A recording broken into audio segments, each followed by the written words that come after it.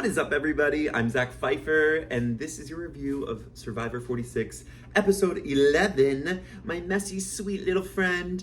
And let me tell you what, before I go any further, everybody, if you have an idol in your pocket and you are on the chopping block and your name's been floating around for maybe not the last tribal council or the one before, but every tribal council since the beginning of time, play your idol when you got one. Just play it. I understand like strategizing the long game, but in the game of Survivor, it's one day at a time. And 4 people this season, the last 3, have overthought and over secured their safety by keeping that idol tucked in their pocket instead of playing it. And I'm losing my mind, y'all. Oh gosh.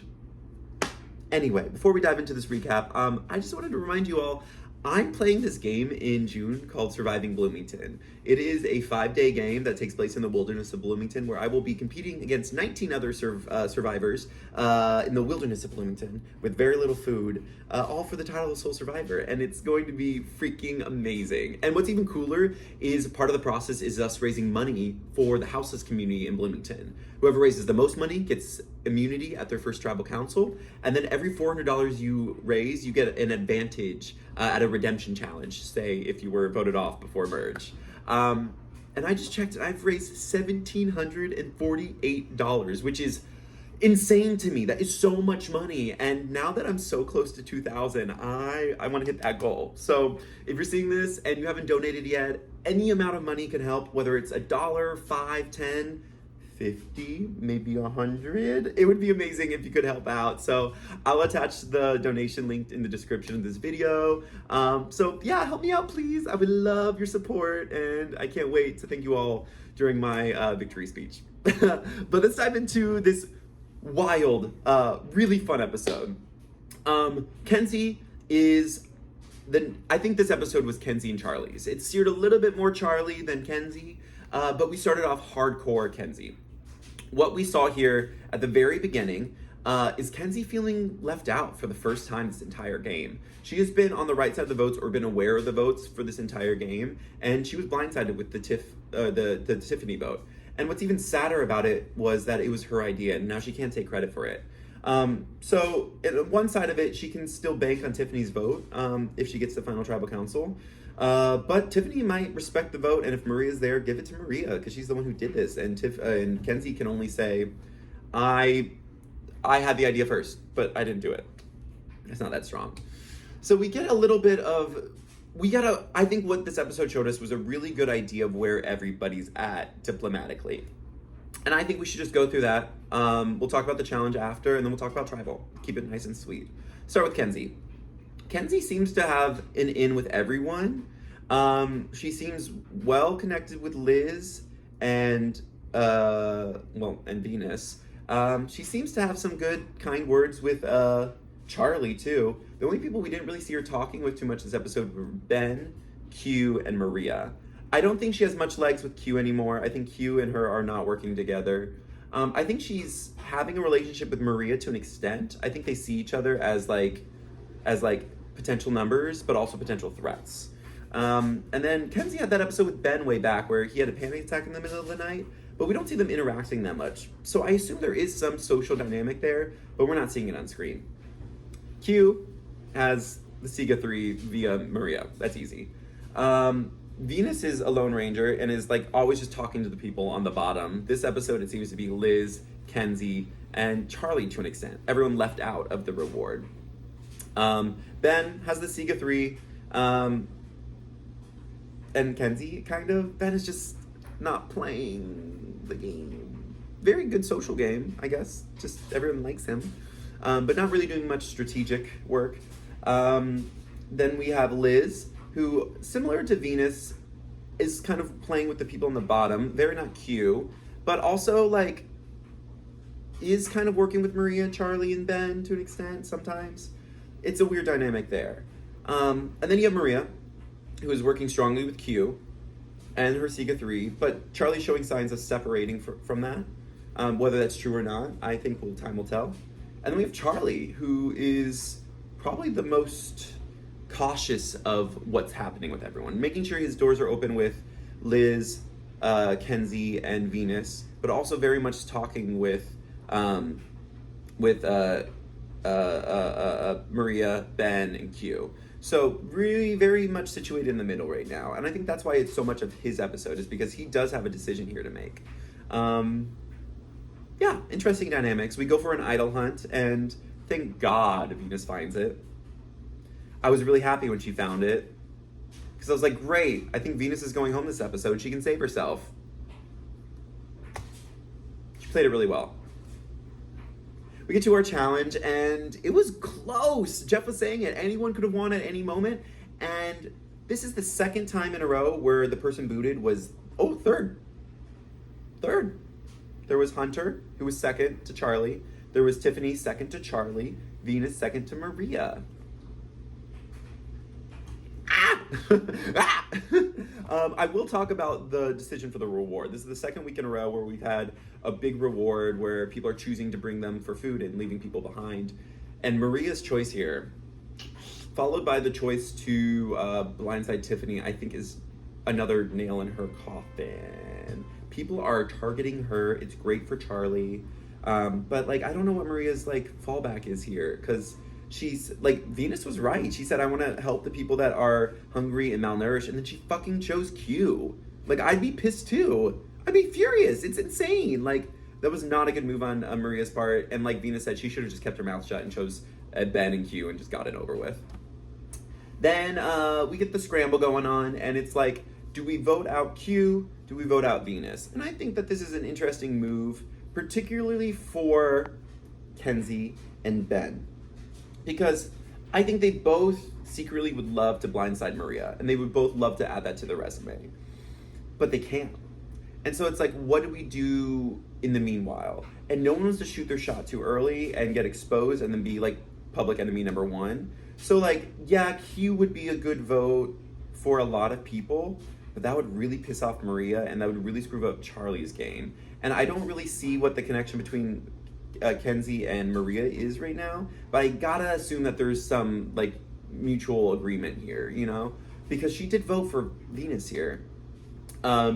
So it's an interesting scramble to see who they're going to target, and it's honestly none of the big wigs. If for anything, it's really trying to solidify the end game moving forward. They know that Q and Venus are kind of like not rallying numbers, they're kind of more chaotic, so they're trying to like weaken alliances by getting those numbers out. So if I were in Maria's camp, I would absolutely get rid of Venus. It's a great move on their part. And if I were like Liz, Kenzie, honestly, I would have really tried to get Q out. And there must have been some mutual agreement to get Venus out, because she did get the majority of the votes with a split between Kenzie and Q.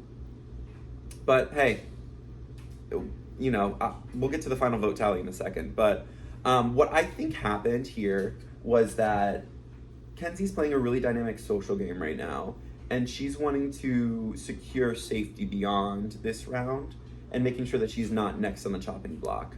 So she is doing the moves with the Siga 3 and +1/+1 alliance to try to like make sure that she isn't next. And I think she's had enough conversations with Charlie to feel like there are cracks forming there that she can have legs moving forward. I, on the other hand, and maybe I'm missing something in the edit, I would have loved to keep Venus around. Like Venus and Liz and me voting for Q.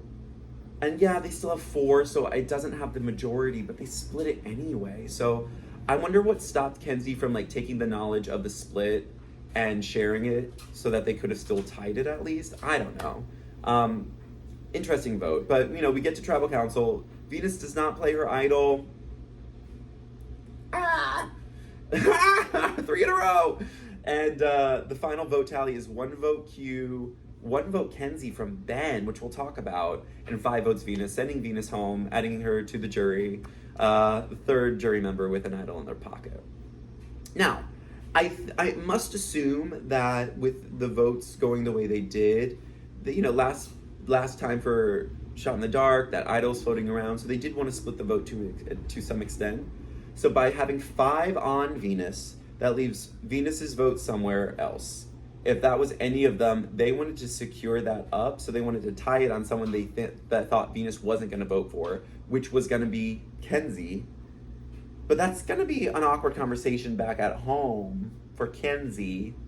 Especially, that's another thing that's confusing to me, is that, like, why would Ben so willingly vote for Kenzie? So maybe her helping him with that panic attack in the middle of the night was not as strong of a bond as needed. Like, it seems like Ben's just doing whatever Maria and Charlie are telling him to do. Curious. You know, I'm gonna say who I think goes home next week. Q. I think it's Q. So we'll not spend much time on that. I think Q's going home next week. But I am curious about, like, odds at this point of who I think is gonna win. There's 6 people left after we survive the final several. Nice callback to Jelinski. Ha ha ha ha. So my front runners right now are, there's 3 people that I think can win. There's 3 people that would be like a long shot. The 3 people I think have a long shot of winning would be Ben. Probably with, no, let's start. Ben has the least amount of chance of winning this game. I think Ben is on the bottom. There is very little combination of people at the end that Ben could win against. Period. Then there is Liz. Liz, if she argues correctly at the final tribal council, could get some votes. I don't think she could really win. But there's a world I can see it, like some alternate dimension, where she talks about being a survivor, starving the entire time, being a swing vote in crucial votes throughout the game, and helping decide when people go home, when she knew that if she went the other way, it could, like, really disrupt it. So she helped people make big moves, but she was also crucial to making those big moves happen. Q, I think, is also in the bottom half. Q has pissed off so many people that if he got to the final, like, he could flip that around and be like, my chaos was the smokescreen that got me here. My chaos built this game and caused 3 people with idols to go home with idols in their pocket. Like, there's a lot of things that Q could say that could, like, get some points, and, like, with the right people at the end, I guess could pull out a win. It's not looking likely. My 3 front runners, however, Kenzie, Maria, and Charlie. Of those 3, I think Kenzie is 3rd right now. If Kenzie's sitting next to Charlie or Maria at the end, I do think that she would beat them, or she would lose to them. But, you know, if she argues right, she survived the Yanu. She's the last Yanu member standing. She's played a great social game. She's been right for all the votes except for 1. So if she continues to voting right, she could have that. Yeah, it depends who she's sitting next. Then there's Charlie and Maria. It's a toss-up for them. Maria has a slight edge on Charlie right now, obviously because of his last TIFF vote. And I think that Charlie will have to turn on Maria for Charlie to win. Maria is the front runner right now, a clear front runner, which is great for her. But I do see that catching up to her. The scenes for the next episode have her being quite emotional, so maybe I think she finds out that Charlie and company might be turning on her, and she's really hurt by that. But I don't think she's going home next week. I see Maria being either our final fire making challenge person, or getting the number 5 spot, with, like, Kenzie or Charlie winning that final 5 immunity, and then getting the numbers to vote Maria out, because at that point it's like we have to get rid of them.